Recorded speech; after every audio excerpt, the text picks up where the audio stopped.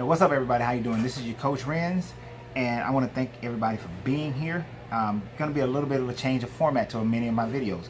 Here's the change in format that I wanted to let you guys be aware of right off the bat.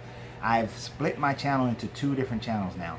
There is one channel that is still the Lorenzo Reed channel, which that one will be a channel that's dedicated to spirituality, hermetics, magic, that sort of thing. Whereas and also motivational. Whereas the second channel will be dedicated for economics, for financial alchemy, for wealth building, and relationships, because relationships are a vital component of wealth building, and wealth building is very vital to relationships. So those two channels will have been split. If you're on the Lorenzo Reed channel and you want to be a part of the Coach Renz channel, click on the in the featured channel. There's a link there for you to subscribe to that one, so please go over and subscribe. If you're already subscribing to the Lorenzo Reed channel, I appreciate you. If you go over and subscribe there, I appreciate you as well. None of my videos will be on Facebook anymore. Just snippets, small clips will be there. So I appreciate everybody who is here on YouTube with me. And if you want to support the channel even more, go to my Patreon and support us on Patreon. That would be awesome, great. I really appreciate it.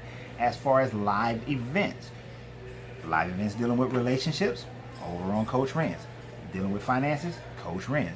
Live events dealing with hermetics, spirituality, religion, deconstruction, reconstruction, rituals, magic, that sort of thing. You're here. Stay here. So I want to do that because I want people to be able to get from me what they desire to get from me, and be able to, hone in on what they are receiving. So in today's, I'm going to, even though most of Napoleon Hill's book Outwitting the Devil has been put on Patreon, the last two portions of this, maybe three, we're going to do here on YouTube straight up, and this one will be on both, and the second one will be on both channels as well. So I appreciate you guys greatly. I'm gonna make this one kind of quick. We're finishing up a portion where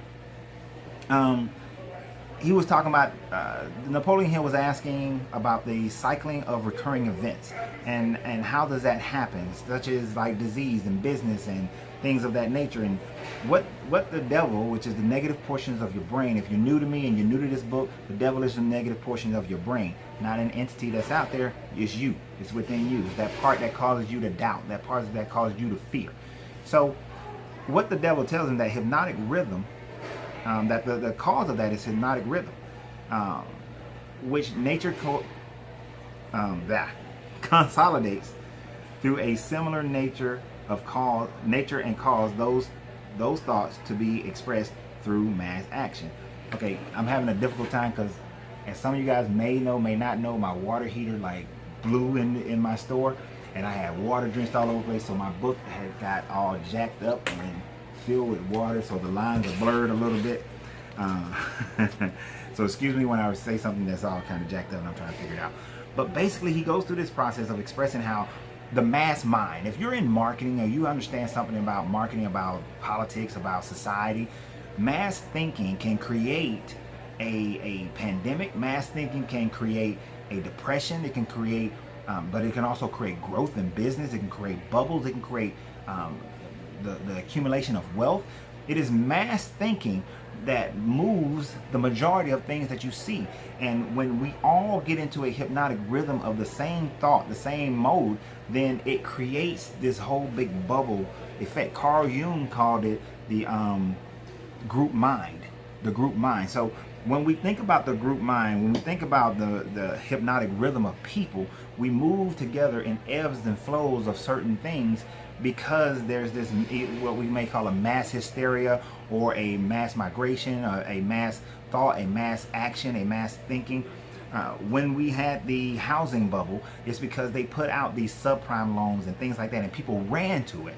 And because people ran to it thinking they was going to get something for nothing, they wind up getting nothing for something, which was their money. And then when people found that out, they panicked, and everybody tried to sell, and people couldn't pay their mortgages when the LIBOR corrected and that sort of thing, and when their mortgages came out of that interest only state, and everybody panicked and everybody ran. And those who were sitting on the side, who understand how these mass mental shifts happen, they made out like bandits. And so what we have to do is be able to get our mindset to where we recognize when there is a mass movement of thinking, of thought, and be able to evaluate it to see, where do I come out on this? What's the better placement for me? How do I come out on top for me, my family, my group, my people? But let's think about my people. And when we think about people, this kind of thought, and we're going to talk about this in the second video too, this kind of thought of people, when you are in a dilapidated neighborhood, a poor neighborhood, and it's colored by melanated people or less melanated people, whatever the group is, because it could be a trailer park, you know, it could be anything like that. It could be just an impoverished neighborhood. The mentality of the majority of people in that neighborhood is going to be the same. The hypnotic rhythm of that mentality starts to trend and stick, and the people continue to perpetuate that for generation and generation and generation. When people say that the man ain't gonna let us do this and the man ain't gonna let us do that, as long as you keep saying it, as long as you keep acting in accordance to it, that's exactly what you keep getting. So we have to recognize how we break through this. Now, unfortunately, and he's going to talk about it a little bit later as well, our environment is the biggest thing, is the killer that keeps us there. So we have to change the environment. But before we go there, he asked him, he get into what's the next principle. And these are the 7 principles. If you go back and look at the other one, there are 7 principles to help you break your hypnotic rhythm. The other principle, the next one, is time. We got 2 more. We got time, we got harmony, and we got caution. Caution is going to be all by itself. But time, and he calls this the 4th dimensional. And time is that law, and time is what sets your hypnotic rhythm. It is the process of you doing something over and over and over and over and over again that begins to permeate what your being is going to be, what your environment is going to be, how you're going to function, what life you're going to have. Time, even though there is the constant of change, over time, your hypnotic rhythm is either, of the thought, is either positive or negative. And that's what he talks about in this chapter, is either positive or negative. So as long as you keep that habit, those thoughts flowing through time of negativity, even though the situations may change, even though the culture may change, even though where you live may change, if you're constantly in a negative thought, then time will make negativity a permanence in you. You become a drifter at that point, because the hypnotic rhythm of your thought is focused and trained to be negative. So what you get out of life is going to all be negative. Your money starts to be negative. Your relationship always is negative. Your health is always negative. Everything about you will always be negative. You may have some minor little highs, but for the most part, your core is the negativity. So we have to keep changing that, because time will make that a habit, and nature will keep whatever changes, it'll recombine it into that negativity. But if it's positive, it'll recombine it into positive. If the glass is always half full, it'll recombine it into that half full optimistic personality. And there are a few other things that we have to take into consideration in order for that to happen. So they begin to talk about wisdom after they talked about time and how time creates the permanency, even though things continue to change. But there is one part he did say, let me say this before I go to time. Time converts thought habits into what might be called permanency during the life of an individual. The reason why he said that, because in the strict sense of the term, there's no such thing as permanent. Things are always changing. But things happen over a lifetime, we seem to think that they're permanent. As soon as we realize that nothing is permanent, that things can be changed, that our lifetime doesn't matter. If you've been around for 46 years like I have, you can change your ways right now. You don't have to wait. You can change it. It's never too late. It is absolutely never too late for you to start living your best life. So then they began to talk about wisdom. And there's a very good statement. I want you guys to hear this one. He said that people are not born with wisdom, but they are born with the capacity to think. And they may, through the lapse of time, think their way into wisdom. Think about that. I want you to hear that again. People are not born with wisdom, but they are born with the capacity to think. And they may, through the lapse of time, think their way into wisdom. You're born a clean slate. Over time, you can think your way into wisdom, or you can think your way into foolishness. Depending upon how you think, depending upon what you think about, and then the actions you take thereof, will determine whether or not you move yourself into wisdom. And that's where they start talking about wisdom. What is wisdom? Do people possess you, and do young people possess wisdom? And how it works. Everybody has the ability to acquire wisdom, and age does not give you wisdom. Wisdom comes through your maintaining a dominating thought of learning from your mistakes, learning from your failures, realizing they're just temporary setbacks, and getting up and doing something different so that you don't continue to drift in the same situation. Now, as long as you acquire, as long as you keep doing that, that's all you'll be. Matter of fact, let me express it how he expressed it. Wisdom is the ability to relate yourself to nature's law so as to make them serve you, and the ability to relate yourself to other people so as to gain a harmonious, willing cooperation in helping you to make life yield whatever you demand of it. So it's about getting in harmony with the laws of nature, with the Hermetic laws, and understanding that how cause and effect works, how vibration works, how all these things work to make life actually give to you, make the universe give to you what you decide that it's going to provide, and harmonizing your relationships to do the same. When you recognize that, when you recognize the power in that, you'll see the wisdom in it, and you'll be wise. Because no longer will you allow life to just move you, you will move life. No longer will you allow your money to move you, you will move your money. No longer will you allow relationships to move you, you'll move the relationships. Your health will be moved by you, not based on the government or anybody else, right? So we want to be able to gain that level of wisdom, right? We want that level of wisdom. And just because someone has knowledge does not mean they have wisdom. They talk about the fact that knowledge, you can have people who are filled with knowledge but yet have no wisdom. If you cannot apply the knowledge, then it is not wise. They say that knowledge is power, but knowledge is only power when you apply the knowledge. If you're sitting there with a bunch of knowledge in your mind but not able to apply it, then you are just a knowledgeable drifter. Knowing all things to do but yet don't do them, put them into action, means that you still are just a drifter and not the wise.